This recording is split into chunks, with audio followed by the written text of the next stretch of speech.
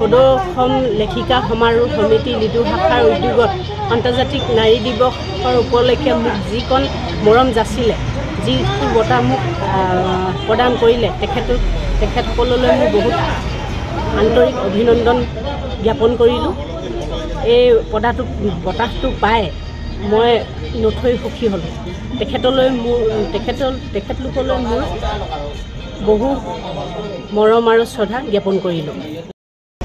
আজি পবিত্ৰ প্ৰাংগণৰ পৰা 8 মাৰ্চ নাৰী দিৱস উপলক্ষে পৃথিৱীৰ সমূহ মহিলালৈ আন্তৰ্জাতিক নাৰী দিৱস উপলক্ষে আন্তৰিক শুভেচ্ছা জ্ঞাপন কৰিছোঁ, অভিনন্দন জ্ঞাপন কৰিছোঁ। আৰু আজি সদৌ অসম লেখিকা সমাৰোহ সমিতি লিডু শাখাৰ সৌজন্যত আমি আজি যি অন্তৰংগ আলাপ অনুষ্ঠান আৰু নাৰী মহিয়ান বঁটা প্ৰদান অনুষ্ঠান আমি অনুষ্ঠিত কৰিলোঁ। আৰু এই অনুষ্ঠানত আমাৰ মহিলাসকলৰ যি অগ্ৰণী ভূমিকা আমি সঁচাকৈ সুখী হৈছোঁ। আমাৰ প্ৰথম কাৰ্যসূচী হিচাপে আমি সফল হৈছোঁ বুলি আমি অনুভৱ কৰিছোঁ।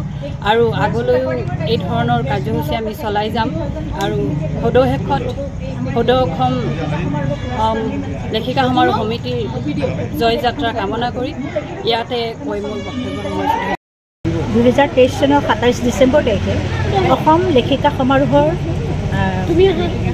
সভানেত্ৰী সুবৰ্ণা বৰদলৈ ডাঙৰীয়ানী ইয়াত উপস্থিত হৈছিলহি আমাৰ সাহিত্য সভাৰ প্ৰতিষ্ঠা দিৱসত। আৰু সেইদিনাই আমাৰ লিডু শাখা লেখিকা সমাৰোহ গঠন কৰিলে তেখেতসকলে। আৰু তাৰ পাছতে আমি যোৱা 2 মাৰ্চত আমাৰ এখন বৈঠক লিডু কলপাৰা প্ৰাথমিক বিদ্যালয়ত অনুষ্ঠিত হৈছিল। তাতে আমি সিদ্ধান্ত গ্ৰহণ কৰিলোঁ যে আজি আমাৰ 8 মাৰ্চত প্ৰথম আমাৰ কাৰ্যসূচী হিচাপে আন্তৰ্জাতিক নাৰী দিৱসটো আমি উদযাপন কৰিম বুলি। আৰু সেই অনুসৰিয়ে আজি আমি সকলো সমবেত হ'লোঁ সময়মতে, আৰু সকলোৰে শাৰীৰিক, মানসিক, আৰ্থিক সহযোগিতাৰে আজি আমাৰ এই কাৰ্যসূচী সফল ৰূপায়ণ হ'ল বুলি মই প্ৰকাশ কৰিছোঁ।